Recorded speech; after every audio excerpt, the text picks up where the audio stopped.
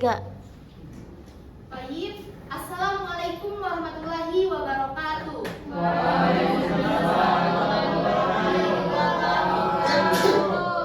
Bagaimana kabarnya hari ini anak-anak? Alhamdulillah.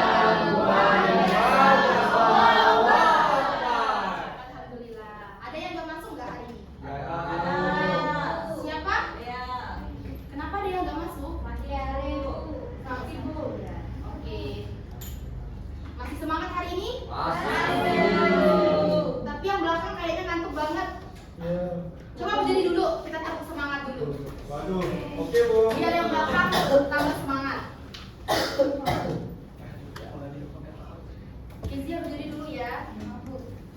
Tepuk semangat.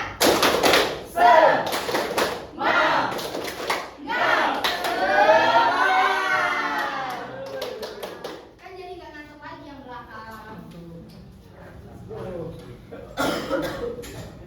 Baiklah, di sini Ibu akan menjelaskan materi kita yang terakhir, yaitu tentang peristiwa kerasulan Nabi Muhammad SAW. Di sini ada yang tahu siapa Nabi Muhammad itu? Benar sekali, Nabi Muhammad adalah Nabi yang terakhir yang diutus oleh Allah Subhanahu Wa Taala. Di sini kita akan belajar tentang peristiwa kerasulan Nabi Muhammad SAW.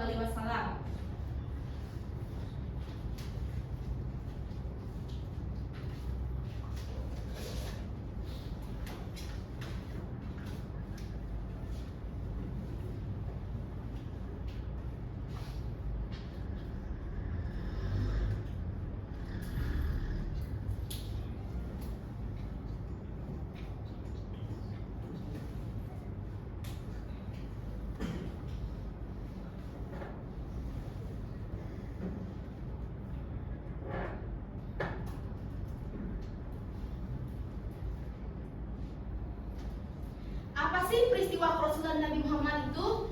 Yaitu adalah peristiwa bagaimana Nabi Muhammad saat pertama kali beliau menerima wahyu. Di sini Nabi Muhammad dua kali menerima wahyu, yaitu ada wahyu yang pertama dan ada wahyu yang kedua. Nabi Muhammad menerima wahyu pertama pada saat usia, ada yang tahu pada saat usia berapa tahun? Coba saudara Rosi, pada saat usia berapa Nabi Muhammad menerima wahyu? Benar sekali, Nabi Muhammad menerima wahyu yang pertama pada saat usia 40 tahun. Dan perlu anak-anak ketahui, Nabi Muhammad adalah sosok yang sangat baik dan sangat jujur, sehingga beliau mendapatkan gelar Al-Amin. Apa artinya Al-Amin, Kezia? Ada yang tahu di sini Al-Amin apa artinya? Hairo, apa arti Al-Amin?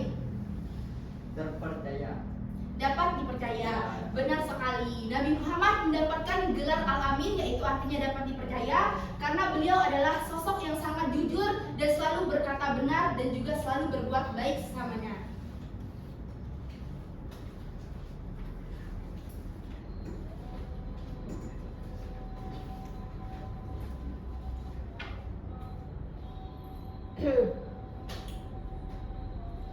Kemudian lanjut ke materi yang selanjutnya, yaitu memahami peristiwa kerasulan Nabi Muhammad SAW. Pada zaman itu, kota Mekah sangatlah berbeda pada saat dengan kota Mekah yang sekarang.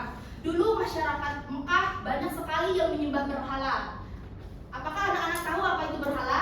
Muhammad Ardianto, apa itu berhala? Patung jadi tumbal. Benar sekali. Dulu masyarakat Mekah banyak sekali yang menyembah berhala, karena mereka anggap berhala itu adalah sebuah patung yang mereka anggap sebagai Tuhan. Mereka belum banyak yang mengenal Allah. Padahal kita ketahui bahwa Tuhan kita hanya satu, yaitu Allah Subhanahu Wa Taala.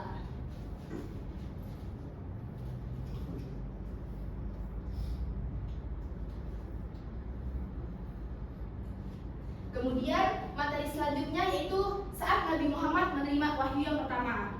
Pada saat Nabi Muhammad mengetahui banyak masyarakat Mekah yang menyembah berhala, kemudian Nabi Muhammad menyendiri di sebuah gua, yaitu namanya adalah Gua Hiro.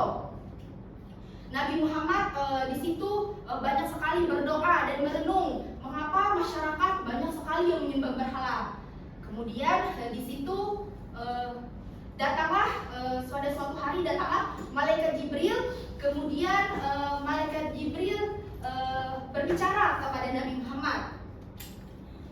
Di situ malaikat Jibril berbicara Iqra, yang artinya bacalah. Benar, Iqra artinya yaitu bacalah. Kemudian malaikat Jibril mengulangnya sampai 3 kali dan Rasulullah menjawab beliau tidak bisa membaca. Dan Allah langsung menurunkan surah Al-Alaq ayat 1 sampai 5. Disitulah mengapa turunnya wahyu pertama, yaitu surah Al-Alaq ayat 1 sampai 5. Mengerti? Mengerti, Bu. Dan inilah isi wahyu yang pertama, yaitu Quran surah Al-Alaq ayat 1 sampai 5. Coba Ibu minta Kezia bacakan surah Al-Alaq ayat 1 sampai 5. Bismillahirrahmanirrahim. Iqra bismi rabbikal ladzi khalaq. Khalaqal insana min 'alaq. Iqra wa rabbukal akram. Alladzi 'allama bil qalam. 'allamal insana ma lam ya'lam. Kalla innal insana la yatgha. Benar sekali. Coba kita sama-sama semuanya membacakan surah Al-Alaq ayat 1 sampai 5. Bismillahirrahmanirrahim. Iqra bismi rabbikal ladzi khalaq. Khalaqal insana min 'alaq. Iqra wa rabbukal akram. Alladzi 'allama bil qalam. 'Allamal insana ma lam ya'lam. Sudah, 1 sampai 5 saja. Itulah wahyu pertama Nabi Muhammad, yaitu Quran surah Al-Alaq ayat 1 sampai 5.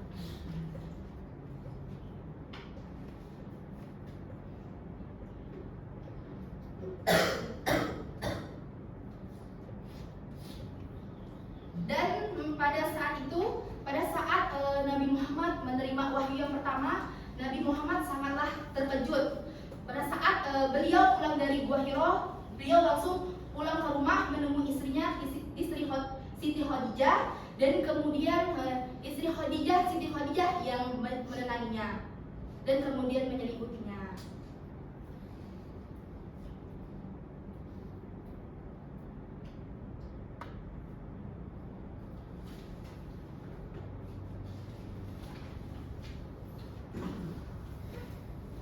Kemudian setelah beberapa waktu turunlah wahyu yang kedua.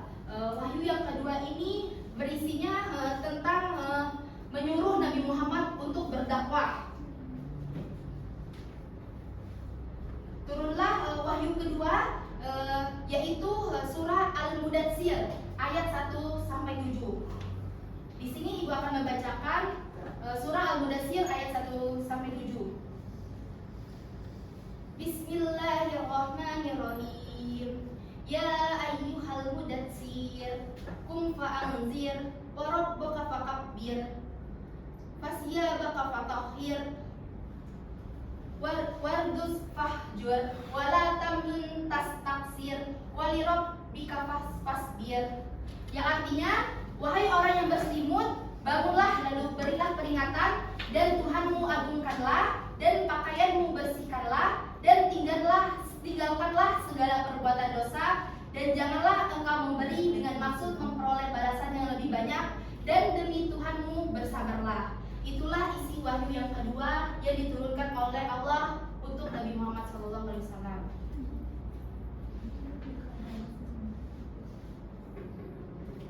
Perlu anak-anak ketahui, menjadi Rasul bukanlah hal yang mudah. Banyak sekali Nabi Muhammad mendapatkan ejekan atau mendapatkan tantangan, tetapi Nabi Muhammad tetap sabar, dan selalu taat kepada Allah Subhanahu wa taala.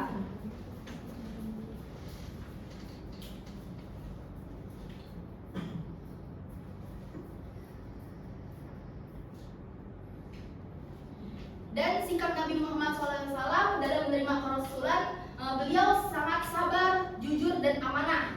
Beliau tidak pernah menolak perintah Allah yang Allah berikan meskipun tugas itu sangat berat.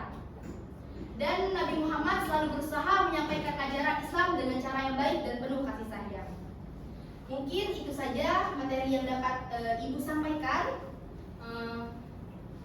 Di sini Ibu ada sedikit pertanyaan kepada anak-anak, ingin melihat sejauh mana materi yang sudah kalian pahami.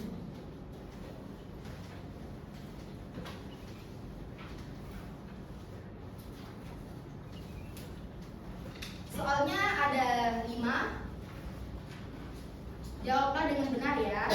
Bacakan masing-masing, jangan toleh kanan, jangan toleh kiri.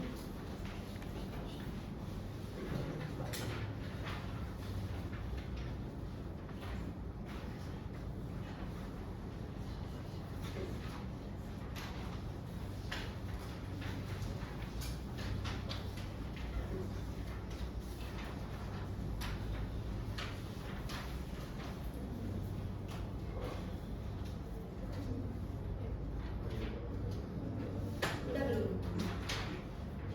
Udah.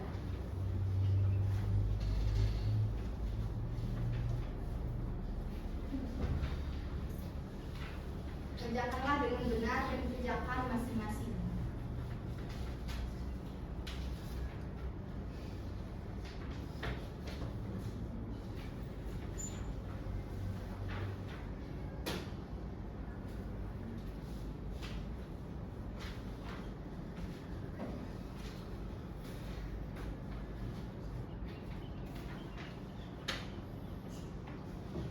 Kalau udah selesai, disimpan dulu kertasnya, kita koreksi masing-masing. Kita koreksi sama-sama. Ibu ingin melihat kejujuran kalian dalam mengerjakan dan mengoreksi.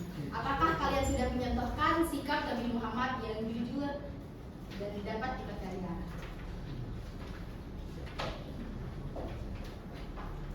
Sudah selesai semuanya? Sudah, Bu. Baiklah, kita akan jawab pertanyaan nomor 1.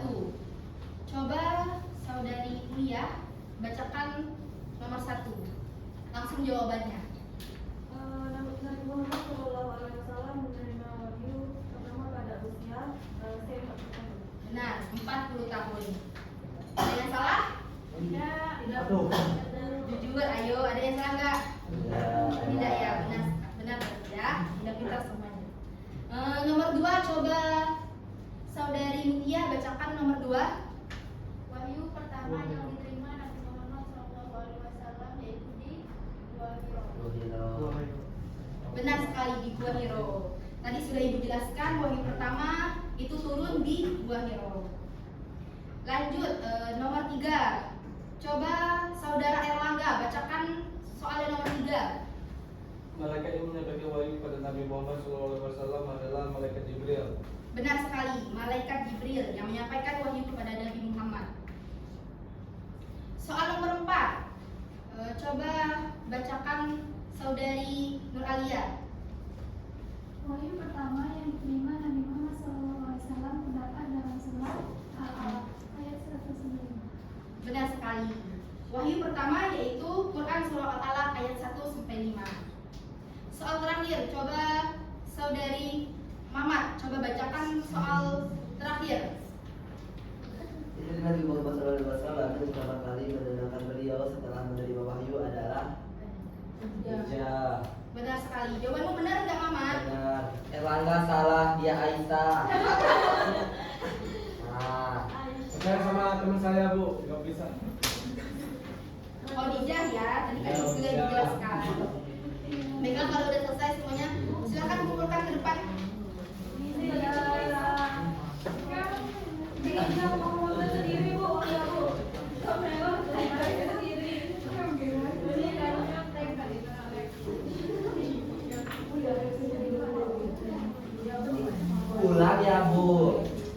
Ya, Salah. Baru tahu kalau dia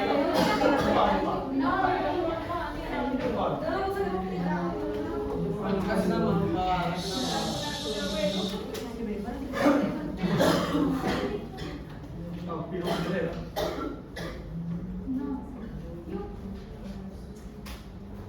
Baiklah, terima kasih anak-anak.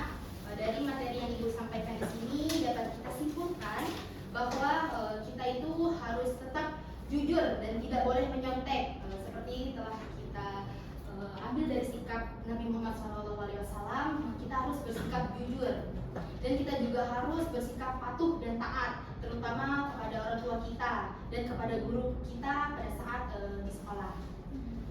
Mungkin itu saja materi kita hari ini. Apabila ada salah kata, Ibu mohon maaf, dan kepada Allah Ibu mohon ampun. Untuk mengakhiri materi kita, alangkah baiknya kita mengucapkan lafaz hamdalah.